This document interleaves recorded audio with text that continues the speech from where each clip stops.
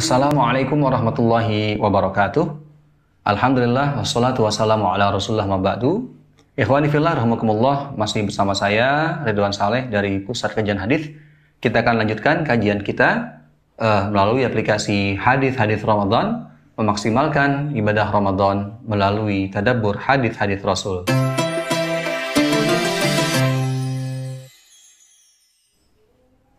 Ya, bagi yang sudah terbuka aplikasinya, langsung saja kita klik kajian utama, kemudian kita klik paling bawah Idul Fitri, kemudian kita akan klik lagi berhias di hari raya. Ya, kita akan baca salah satu hadis Rasulullah SAW melalui riwayat Imam Al-Bukhari. Bismillahirrahmanirrahim. Qala al-Imam Al-Bukhari rahimahullah ta'ala, haddatsana Abul Yaman qala akhbarana Syu'aib 'ani Az-Zuhri قال أخبرني سالم بن عبد الله أن عبد الله ابن عمر قال أخذ عمر جبة من استبرق تباع في السوق فأخذها فأتى بها رسول الله صلى الله عليه وسلم فقال يا رسول الله ابتغي هذه تجمل بها للعيد والوفود فقال له رسول الله صلى الله عليه وسلم إنما هذه لباس من لا خلاق له فلبث عمر ما شاء الله أن يلبث ثم أرسل إليه رسول الله صلى الله عليه وسلم بجبة ديباج فأقبل بها عمر فأتى بها رسول الله صلى الله عليه وسلم فقال يا رسول الله إنك قلت إنما هذه لباس من لا خلاق له وأرسلت إلي بهذه الجبة فقال له رسول الله صلى الله عليه وسلم تبيعها أو تصيب بها. Kita baca terjemahnya dulu. Imam Al-Bukhari rahimahullah telah menceritakan kepada kami Abul Yaman, ia berkata telah mengabarkan kepada kami Syu'aib dari Az-Zuhri, ia berkata telah mengabarkan kepadaku Salim bin Abdullah bahwa Abdullah bin Umar berkata, Umar membawa baju jubah terbuat dari sutera yang dibelinya di pasar. Jubah tersebut kemudian ia berikan kepada Rasulullah SAW seraya berkata, wahai Rasulullah, belilah jubah ini sehingga tuan bisa memperbagus penampilan saat sholat Id atau ketika menyambut para delegasi. Rasulullah SAW berkata kepada Umar, kepadanya, ini adalah pakaian orang yang tidak akan mendapatkan bagian di akhirat. Kemudian Umar tidak tampak untuk beberapa waktu lamanya menurut apa yang Allah kehendaki. Rasulullah SAW kemudian mengirimkan kepada Umar sebuah jubah yang terbuat dari sutera. Maka Umar pun membawanya menemui Rasulullah SAW seraya berkata, wahai Rasulullah, Tuan telah memberikan pakaian ini untukku, padahal Tuan telah berkata, ini adalah pakaian orang yang tidak akan mendapatkan bagian di akhirat. Lalu mengapa Tuan mengirimkannya untuk saya? Maka Rasulullah SAW menjawab, juallah atau beliau mengatakan, dengannya engkau bisa memenuhi kebutuhanmu. Hadis riwayat Bukhari nomor 896. Ya, baik. Di sini hadis ini cukup panjang begitu, menerangkan bagaimana Umar radhiyallahu anhu ya menyarankan kepada Rasulullah SAW agar memakai jubah yang baik, jubah yang indah untuk dikenakan atau dipakai di saat hari raya Idul Fitri ketika beliau mengimami sholat atau menjadi khatib, dan juga ketika beliau menerima delegasi yang datang ke Madinah dari berbagai tempat, ya, dari berbagai negara atau berbagai suku. Ya, dan di sini sayangnya yang disarankan oleh Umar bin Khattab radhiyallahu anhu pada Rasulullah adalah jubah yang terbuat dari sutera. Ya, sedangkan sutera ini memang tidak diperkenankan untuk dipergunakan oleh laki-laki. Jadi emas, kemudian emas, kemudian pakaian yang terbuat dari sutera itu memang tidak diperkenankan oleh syariat untuk dipakai kaum laki-laki, gitu.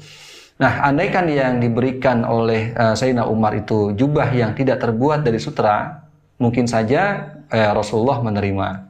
Nah, kemudian kenapa kalau memang tidak boleh dipergunakan sutera untuk laki-laki, mengapa Sayyidina Umar memberikannya kepada Rasulullah?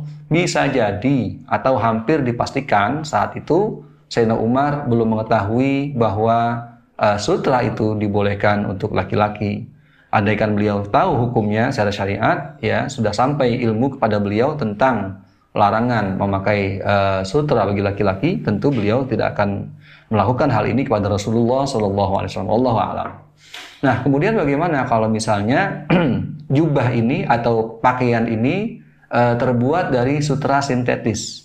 Ya, kalau sutra murni, yang dimaksud sutra murni adalah sutra yang terbuat dari kepompong ulat sutra. Ya, kepompong ulat sutra murni, ya 100%. Itu ittifaq ulama sepakat ya dengan keharamannya untuk digunakan untuk laki-laki. Tapi apabila suatu pakaian, suatu bahan kain atau pakaian atau celana ya yang terbuat dari sutra sintetis, yang dimaksud sutra sintetis adalah yang mirip sekali dengan sutra dan bukan terbuat dari ulat sutra, maka ini diperbolehkan oleh para ulama. Kemudian juga ada sebagian riwayat mengatakan atau sebagian qaul mengatakan bahwa ketika ada campuran, ya, ada campuran bahan yang terbuat dari sutra dengan yang tidak dicampur begitu. Kalau misalnya yang dominannya adalah sutra, maka itu masih tidak boleh. Tapi kalau yang dominannya bukan sutra, campuran yang lebih dominan, maka para ulama sebagian membolehkan, ya. Karena yang diharamkan adalah sutra murni 100%, gitu.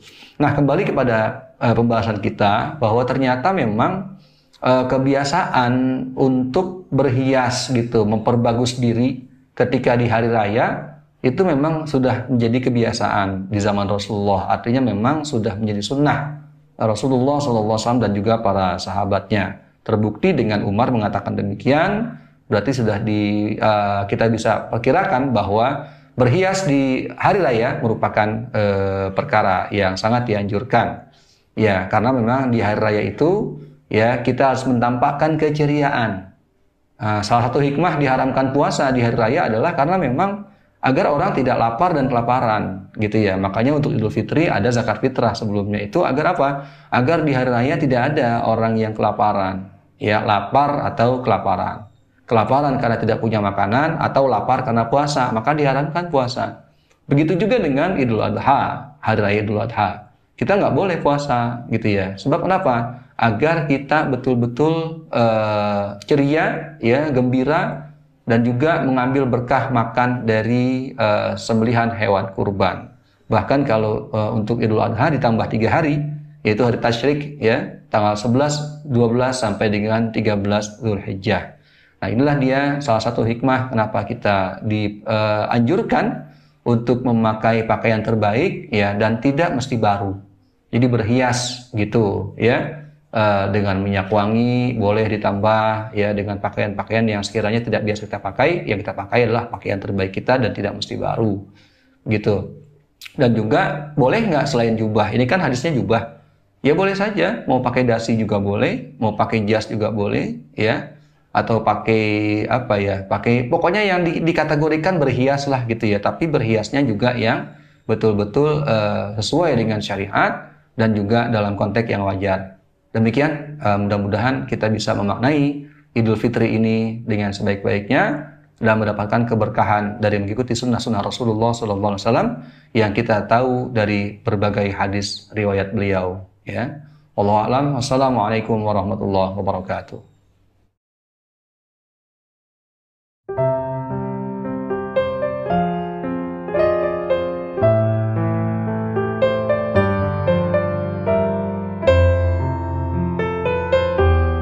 Assalamualaikum warahmatullahi wabarakatuh. Ikhwani fillah, saat ini saya berada di pesantren Pusat Kajian Hadis. Salah satu fasilitas yang ada di pesantren ini adalah manasik haji, ya. Jadi miniatur Masjidil Haram untuk orang belajar manasik haji dan umroh. Ya, kita bisa saksikan saudara-saudara sekalian bahwa di sini masih proses pembangunan, tapi sudah bisa dipakai, ya, karena sudah banyak jamaah yang sudah memakai tempat ini untuk latihan manasik haji dan umroh. Namun memang masih dalam tahap penyempurnaan. Nah, bagi kita mungkin yang ingin meneruskan perjuangan almarhum Dr. Ahmad Lutfi Fatullah, kami persilahkan dengan cara donasi begitu, yang merupakan sedekah jariah untuk kita bersama.